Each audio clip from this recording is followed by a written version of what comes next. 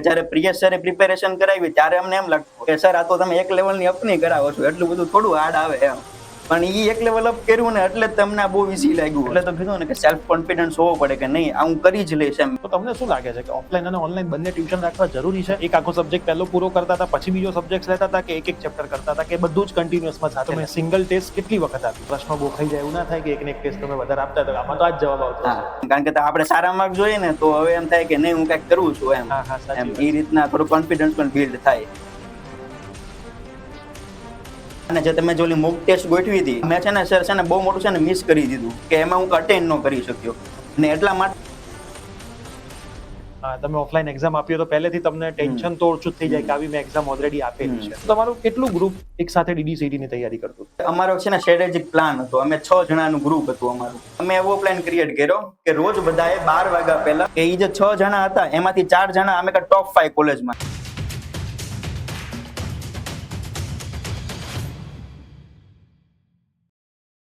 ડિપ્લોમાથી degree common entrance test એટલે કે DDCT. DDCTના 2025ના ઘણા બધા ટોપર્સ આપણા પોડકાસ્ટના મહેમાન બની ચૂક્યા છે. જે વિદ્યાર્થીઓએ આપણા પ્લેટફોર્મ પર તૈયારી કરી હોય એ જ વિદ્યાર્થીઓના આપણે પોડકાસ્ટ લઈ રહ્યા છીએ. આજે એક એવો જ વિદ્યાર્થી આપણી વચ્ચે છે જેનું નામ છે ધ્રુવ પાલડિયા. ધ્રુવ પાલડિયા બેઝિકલી સુરતથી છે. એમણે સુરતથી ઓફલાઈન ટ્યુશનમાં તો જતા સાથે સાથે ઓનલાઈન પણ આપણા કોર્સની અંદર જોડાયા હતા.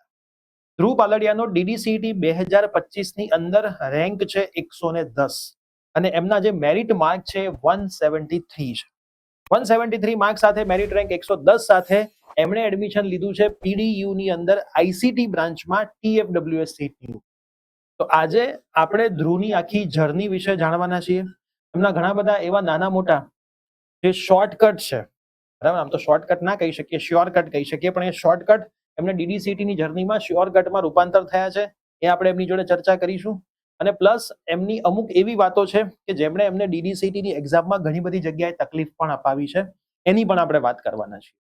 આ પોડકાસ્ટમાં તમને 2 થી 3 એવી વાતો જાણવા મળશે કે જે પણ તમે તમારી DDCTની જર્નીમાં એપ્લાય કરશો તો 100% તમારા માર્ક્સ ઇમ્પ્રુવ થશે અને DDCTનો જે તમારો ભય છે એ તમારો 100% દૂર થશે અને DDCTમાં તમે પણ એક સારા રેન્ક સાથે ગુજરાતમાં ટોપ કરી શકશો. સો યસ દોસ્તો, મારું નામ છે પ્રિયેશ પટેલ. આજે આપણી વચ્ચે છે ધ્રુવ અને આપ સર્વેનું ખૂબ ખૂબ હાર્દિક સ્વાગત છે ધ PV ટોકના આ પોડકાસ્ટની અંદર. તો ધ્રુવ, તમારું પણ ખૂબ ખૂબ હાર્દિક સ્વાગત છે આપણા પોડકાસ્ટની અંદર. હવે ધ્રુવ, સૌથી પહેલા તમને આપણે જેમ વાત કરી તમે સુરતથી છો, સુરત તમે ડિપ્લોમા કઈ કોલેજમાં ભણતા હતા? મેં સુરતથી sir doctor SS Gandhi college of એન્જિનિયરિંગમાંથી ડિપ્લોમા કોમ્પ્યુટર બ્રાન્ચની અંદર કરેલું છે. ઓકે, અને તમે બધું જ ડિપ્લોમા પહેલા તમે 1 થી 10 સ્ટાન્ડર્ડ પણ બધું જ સુરતમાંથી કર્યું છે? હા, બધું બેઝિકલી સુરતમાંથી. તમારું નેટિવ જ સુરત છે? હા, નેટિવ જ સુરત. ઓકે. 10માં તમારા પર્સન્ટેજ કેટલા હતા? મારા 10th સ્ટાન્ડર્ડમાં 85% 85% અને પછી તમે ડિપ્લોમા કોમ્પ્યુટર બ્રાન્ચમાં SS ગાંધીમાંથી શરૂઆત કરી. ડિપ્લોમાની તમે જર્નીની શરૂઆત કરી ત્યારે તો તમને કદાચ એવું કંઈ હશે જ નહીં કે આવી DDCTની કોઈ એક્ઝામ છે ડિગ્રીમાં એડમિશન લેવા માટે. શરૂઆતમાં તો એવું હતું કે ભાઈ ડિપ્લોમાના છેલ્લા વર્ષના માર્ક્સના આધારે તમને ડિગ્રીની અંદર એડમિશન મળે. તમને તમારી ડિપ્લોમાની જર્નીમાં ક્યારે એવું ખબર પડી કે આવી કોઈ એક્ઝામિનેશન ગવર્મેન્ટે એડ કરી છે ડિગ્રીની અંદર એડમિશન? હા, તો સૌથી પહેલા જ્યારે અમારા જે સિનિયર્સ હતા એ બધા જે ફર્સ્ટ બેચ હતી તો એમને એક આ એક્ઝામ આવી હતી તો એના થ્રુ જ ખબર પડી કે નહીં આવી એક એક્ઝામ છે જેના થકી આપણે D2D માં એડમિશન લઈ શકીએ છીએ.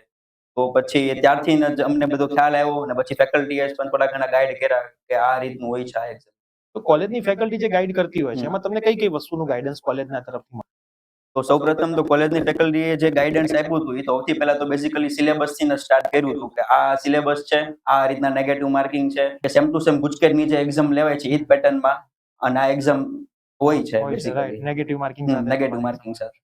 તમને જ્યારે ખબર પડી કે ડિપ્લોમાથી ડિગ્રીમાં જવા માટે એક DDCT એક્ઝામ આપવી પડે છે, તમારા મગજની અંદર પહેલો વિચાર શું આવ્યો? તો સૌથી પ્રથમ તો પહેલો વિચાર એ હતો કે એકાદું એવું પ્લેટફોર્મ ગોતવું કે જેના થકી આપણે એક સારી એવી પ્રિપેરેશન કરી શકીએ. તો સૌથી પહેલા મેં તો પ્લેટફોર્મ ફાઇન્ડ કર્યા કે કઈ રીતના આપણે પ્રિપેરેશન કર્યું અને આને કરશું ને કઈ રીતના આગળ વધશું. તો સૌથી પ્રથમ તો મેં તો સ્ટાર્ટિંગમાં તો એ જ કર્યું હતું કે એક સારું પ્લેટફોર્મ હોય. તો તમે ઓનલાઈન પ્લેટફોર્મની સર્ચમાં હતા કે ઓફલાઈન પ્લેટફોર્મની? સૌ પ્રથમ તો ઓનલાઈન પ્લેટફોર્મની સર્ચમાં હતો ને આને ત્યારથી મેં તમારો જે કોર્સ છે એ બાય કરી લીધો હતો અને પછી મેં એક ઓફલાઈન ટ્યુશન રાખ્યું હતું. Offline tuition. તો તમને શું લાગે છે કે ઓફલાઈન અને ઓનલાઈન બંને ટ્યુશન રાખવા જરૂરી છે?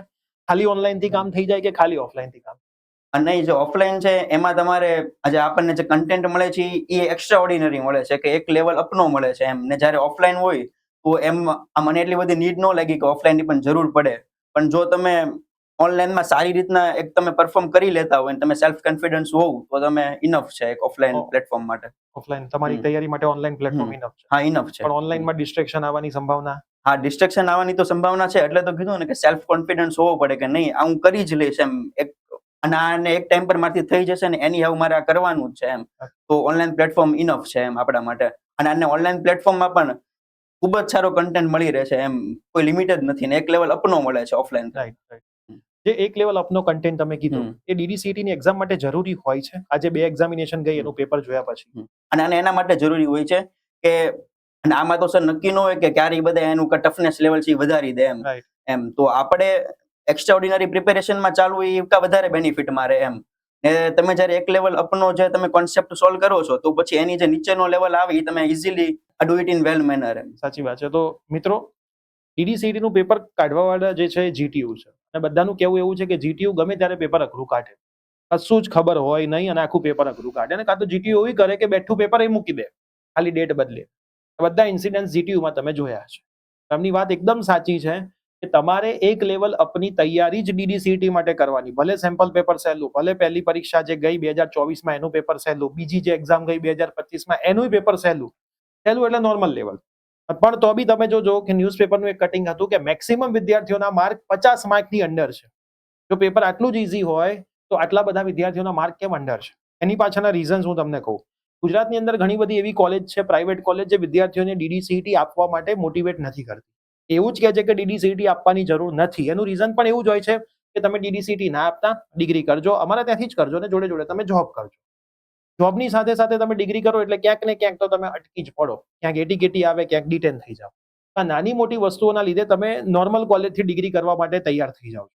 તો સૌથી પહેલા જેટલા પણ ડિપ્લોમાના વિદ્યાર્થીઓ આ પોડકાસ્ટ જોવે છે, અમારા બધા પોડકાસ્ટ પાછળના એમ્સ જ એ હોય છે કે તમે મેક્સિમમ આ એક્ઝામ આપો અને સારી કોલેજમાંથી તમારું ડિગ્રી કરો. ગમે તેવી ચીલા ચાલુ કોલેજમાંથી ડિગ્રી કરવાનો કોઈ મતલબ નથી હોતો. બાકી તમારી જેવી ડિપ્લોમા પત્યું હતું એવું તમારું ડિગ્રી પૂરું થઈ જશે. તમે પ્લેટફોર્મ સર્ચ કરી લીધા, બધું જ તમે કરી લીધું.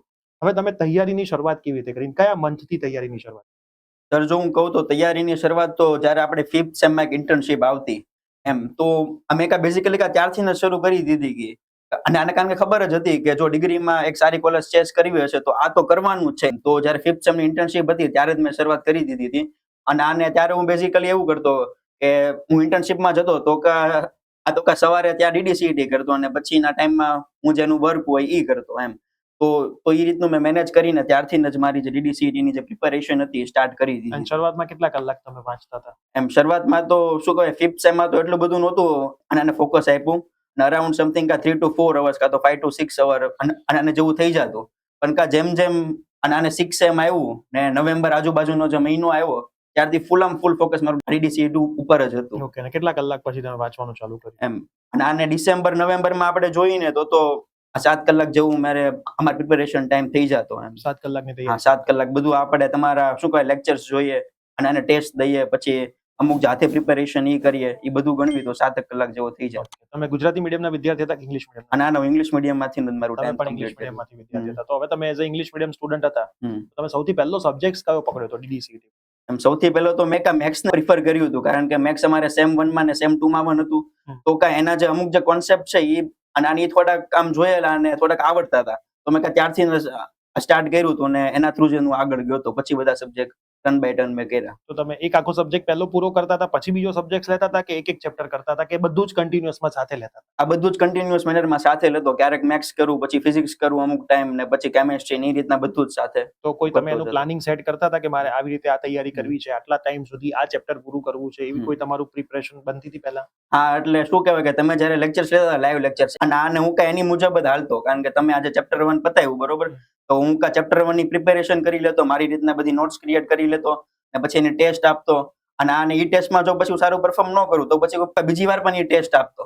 એમ અને જેના થકી મને બધા ક્લિયર કોન્સેપ્ટ ધીમે ધીમે થતા ગયા અને એક સારું લેવલ બિલ્ડ થતું ગયું તો મારું. તમે સિંગલ ટેસ્ટ કેટલી વખત આપી હતી? એમ સિંગલ ટેસ્ટ એમ તો મેં બધી ટેસ્ટ આપી જ દીધી છે આપણા પ્લેટફોર્મની, પણ કારણ કે મેથ્સ હોય ફિઝિક્સ હોય એની મેં 2 થી 3 વાર બધી ટેસ્ટ આપેલી છે. ઓકે, તો પ્રશ્નો ગોખાઈ જાય એવું ના થાય કે એકને એક ટેસ્ટ તમે વધારે આપતા તો આમાં તો આ જ જવાબ આવતો હા, હશે. શું કહેવાય એક કોન્સેપ્ટ થોડો ક્લિયર થઈ જાય રાઈટ, કે નહીં કે આ જ છે એમ એટલે એને થોડો કોન્ફિડન્સ વધે કોન્ફિડન્સ. એમ, કારણ કે આપણે સારા માર્ક જોઈએ ને તો હવે એમ થાય કે નહીં હું કંઈક કરું છું એમ હા, સાચી એમ વાત એ રીતના થોડો કોન્ફિડન્સ પણ બિલ્ડ થાય. સૌથી વધારે માર્ક્સ તમારા કયા સબ્જેક્ટમાં? એમ સૌથી વધારે મારે અસર ફિઝિક્સમાં મારા આઉટ ઓફ માર્ક હતા, કારણ કે જ્યારે પ્રિયસ સરે પ્રિપેરેશન કરાવી ત્યારે અમને એમ લાગતું કે સર આ તો તમે એક લેવલની અપની કરાવો છો, એટલું બધું થોડું હાર્ડ આવે એમ, પણ એ એક લેવલ અપ કર્યું ને એટલે જ તમને બહુ ઈઝી લાગ્યું જે ફિઝિક્સનું જે આપણે આજે લેવલ આવ્યું એ. અને બાકી એ લેવલની તૈયારી ન કરી હોત તો માઇટ બી આ શું કઈ પ્રોબ્લેમ ક્રિએટ થાત, પણ એક લેવલ અપની તૈયારી હતી ને એટલે કઈ ડિફિકલ્ટી જ ન આવી ને સર ફિઝિક્સમાં આઉટ ઓફ માર્ક મેં ચેસ કર્યા. ઓકે, પૂરેપૂરા માર્ક્સ. હા, પૂરેપૂરા. અને સૌથી વધારે માર્ક્સ તમારા કયા સબ્જેક્ટમાં કપાયા? સર સૌથી વધારે તો મારે કોમ્પ્યુટર એન્વાયરમેન્ટ ને ઇંગ્લિશમાં કપાણા હતા. Okay. અને આના સર ઇંગ્લિશમાં ઇશ્યુ એ હતો કે જે DDCT નો જે સિલેબસ છે ને એની છે ને ડેપ્થ ડિફાઇન નથી, એટલે ક્યાં સુધી આપણે કરવું ને એ કઈ ખ્યાલ ન આવે એમ. અને આના કારણ કે મેથ્સ ને ફિઝિક્સ જે સબ્જેક્ટ છે એનું આપણને લિમિટેડ હોય કે નહીં એટલું કરશું ને એટલું કરશું. હવે ઇંગ્લિશમાં તો આપણે કેટલી પ્રિપેરેશન કરવી, કેટલી એક્સરસાઇઝ કરવી એ કઈ નક્કી જ નહોતું રહેતું એમ, એટલે મને થોડુંક ઇંગ્લિશમાં ટફ લાગતું જ તે એમ, એટલે એ બધામાં મારે થોડાક વધારે કપાણમાં ઇંગ્લિશ અને એન્વાયરમેન્ટ ને કોમ્પ્યુટરમાં. ઇંગ્લિશ એન્વાયરમેન્ટ ને કોમ્પ્યુટરમાં એમાં ઇંગ્લિશ તો ચલો હજી એનું વેટેજ વધારે છે, પણ જે એન્વાયરમેન્ટ ને કોમ્પ્યુટર છે એને તો વિદ્યાર્થીઓ અડતા જ નથી. છેલ્લા 10 દિવસમાં જોઈશું અને છેલ્લા 10 દિવસમાં જોવામાં માર્ક્સ જોઈ જાય એવા આવી જાય છે. તો મિત્રો આ બંને સબ્જેક્ટ્સને પેરેલલ થોડાક પ્રિપેર કરજો, બહુ વધારે ના કરતા. કેમિસ્ટ્રીનું પણ એટલું જ ઇમ્પોર્ટન્ટ છે, થોડુંક કેમિસ્ટ્રી પણ સાથે કરતા રહેજો. 3 સબ્જેક્ટ્સ મેથ્સની પ્રિપેરેશન આખું ગામ કરશે, એના પછી ઇંગ્લિશ અને ફિઝિક્સની પ્રિપેરેશન અડધું ગામ કરશે, અને એનાથી અડધું ગામ કેમિસ્ટ્રી અને કોમ્પ્યુટર અને એન્વાયરમેન્ટની પ્રિપેરેશન.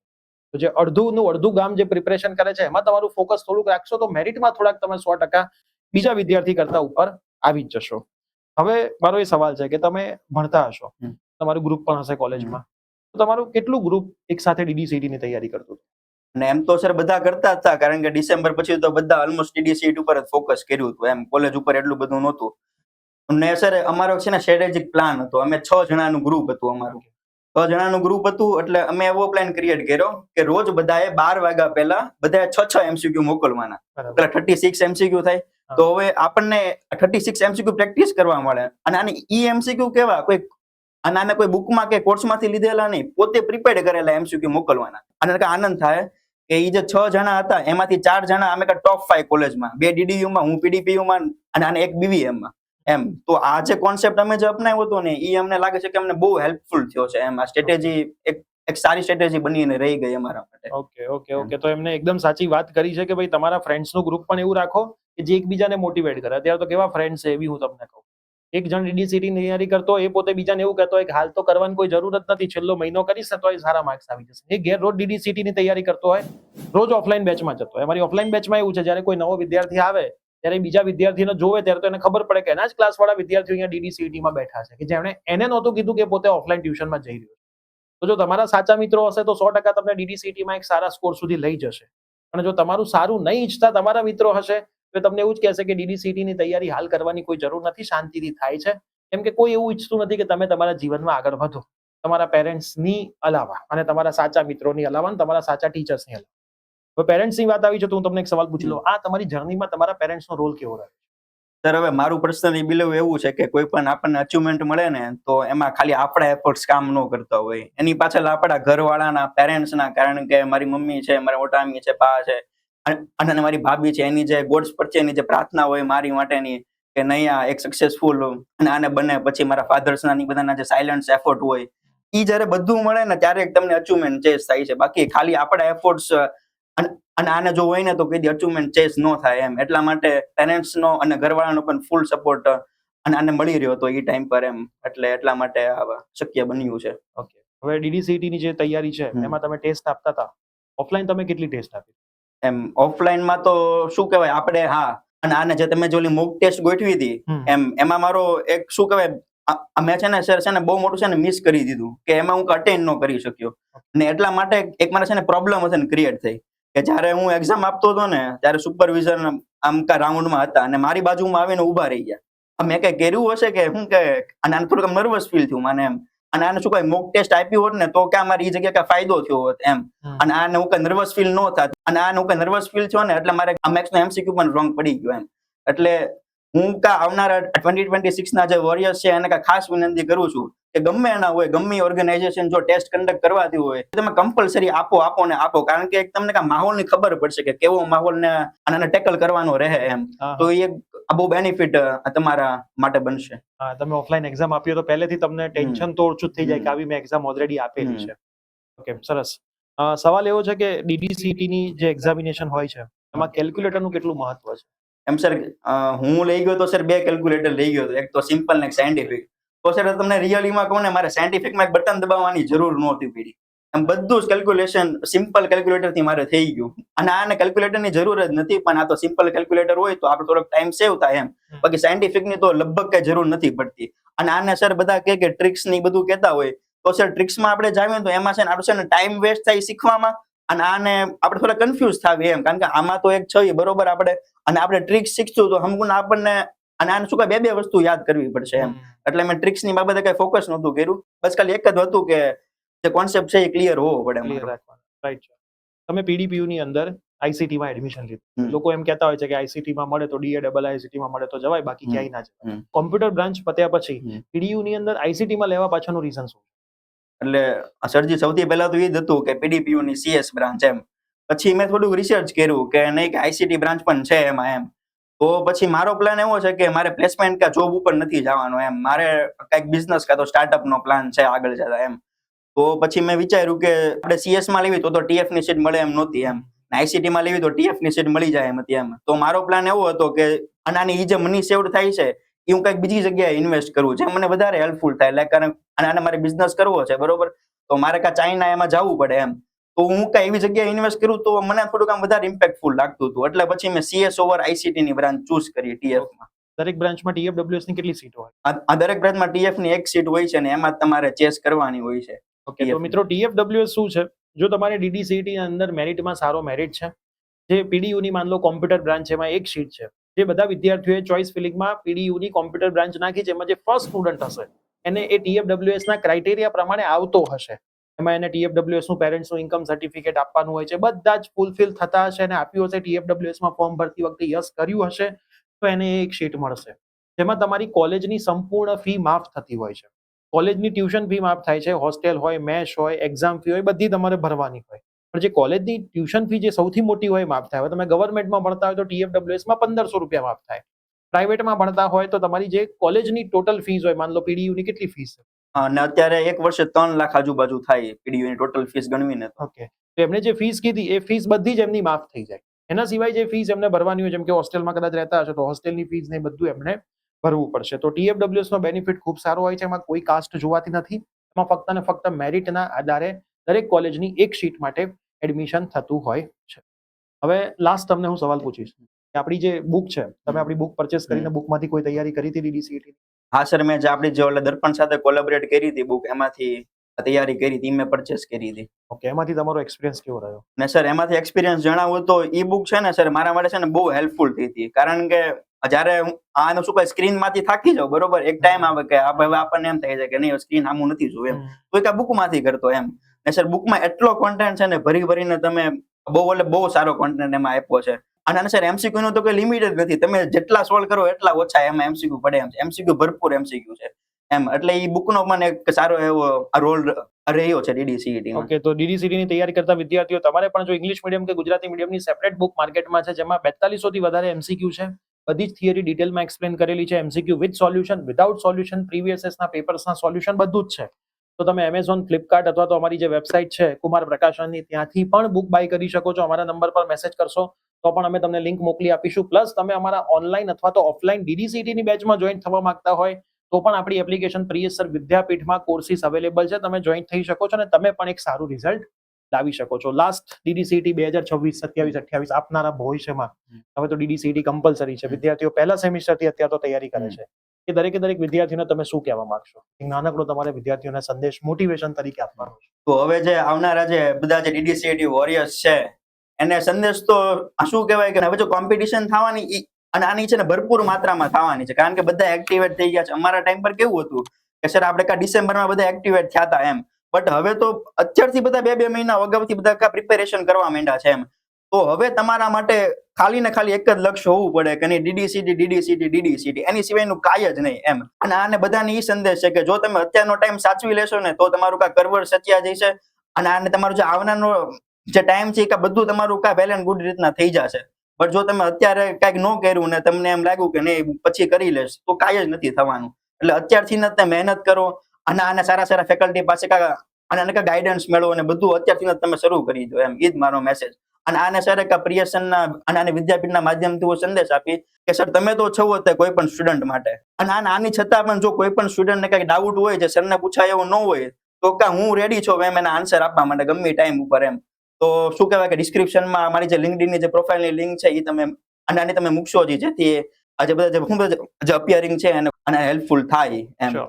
તો તમારે પણ કોઈ એવા સવાલ હોય કે જે તમે તમારા પેરેન્ટ્સને અથવા અમારી ટીમને ના પૂછી શકતા હોય, તમે શ્યોર ધ્રુવને પૂછી શકશો. ધ્રુવે આખા પોડકાસ્ટની અંદર 2 મસ્ત વાતો કરી કે એમનું જે 6 મિત્રોનું ગ્રુપ થતું, જે રેગ્યુલર 6 MCQ મોકલતું હતું. તો આવું પણ તમે મોટું ગ્રુપ બનાવો એવું જરૂરી નથી. ઘણી જગ્યાએ હું તો એવું કહું છું 3 વિદ્યાર્થીઓનું ગ્રુપ બનાવો, રોજ 5 MCQ, તો 5 તરીને 15 MCQ થયા, 30 દિવસના 450 MCQ થયા. તો બહુ મોટો ફિગર છે. તમે જ્યારે 6 મહિનાનો ફિગર કાઢશો તો ઘણો મોટો ફિગર થશે. તો તમે પણ તમારા મિત્રો સાથે આવા ગ્રુપની અંદર સારી વાતો શેર કરી શકો છો. તમે ઓલવેઝ તમારા મિત્રો સાથે બેસશો ત્યારે દુનિયા હલાવવાની વાતો કરશો, તમારા ઘરમાં તમારા ઝાડનું પાંદડું તમારાથી ના હાલતું હોય અને દેશ બદલવાની વાતો આપણે કરતા હોઈએ છીએ. એની જગ્યાએ તમે DDCT-માં સારો સ્કોર કેવી રીતે મળવો જોઈએ એની વાતો કરતા થશો. રેગ્યુલર DDCT-ની કન્સિસ્ટન્સી સાથે મહેનત કરશો, આવા પોડકાસ્ટ જોશો, એમાંથી જેટલા પણ વિદ્યાર્થીઓ આ પોડકાસ્ટમાં આવે છે એમને દરેકે પોતપોતાની સ્ટોરી પોતપોતાની રીતે કીધી છે. આ બધી જ વસ્તુઓ તમને મોટિવેશન આપે છે. તમે ક્યાંક અટક્યા હશો તો એનું તમને સોલ્યુશન આપશે અને તમારી DDCT-ની જર્નીને હજી વધારે સ્મૂથ બનાવશે. ડિપ્લોમાથી ડિગ્રીમાં એડમિશન માટે એક જ સોલ્યુશન છે, DDCT. આ વાત બદલાવાની નથી, બદલાઈ પણ નહોતી અને ક્યારેય બદલાશે પણ નહીં. તો હજુ પણ તમે મહેનત નથી કરી, મહેનત કરવાનું ચાલુ કરી દો. દરેકે દરેક DDCT-ના જેટલા પણ આપણી ચેનલ પર પોડકાસ્ટ આવ્યા છે દરેકને તમારા મિત્રો સુધી શેર કરો. આપણી આ ચેનલ ઉપર નવા હોય તો લાઈક કરો, શેર કરો, સબસ્ક્રાઇબ કરો. આપણી જે મેઇન ચેનલ છે પ્રિયસર વિદ્યાપીઠ, ત્યાં પણ DDCT-ના લાઈવ સેશન યુટ્યુબ ઉપર પણ ફ્રીમાં ચાલે છે. આપણી મેઇન ચેનલ પર પણ એક વખત વિઝિટ કરો, DDCT-ની માહિતી મેળવો. આવા જ પોડકાસ્ટ તમારા માટે આવતા રહેશે. તમે પણ એવું કંઈક તમારી લાઈફમાં અચીવ કર્યું છે અને તમે ઈચ્છો છો કે તમે પણ ધ પીવી ટોકનો ભાગ બનો, તો ડિસ્ક્રિપ્શનમાં ગૂગલ ફોર્મની લિંક હું મૂકી દઉં છું. ગૂગલ ફોર્મની લિંક તમે ભરશો તો અમારી ટીમ તરફથી તમને કોલ આવશે અને પછી અમને યોગ્ય લાગશે તો તમે અમારા પીવી ટોકનો પણ ભાગ બની શકશો. આવા જ નવા પોડકાસ્ટ જોવા માટે ચેનલને સબસ્ક્રાઇબ કરી દો. મળીએ છીએ કોઈ નવા પીવી ટોકની સાથે. ત્યાં સુધી બાય બાય, ટેક કેર.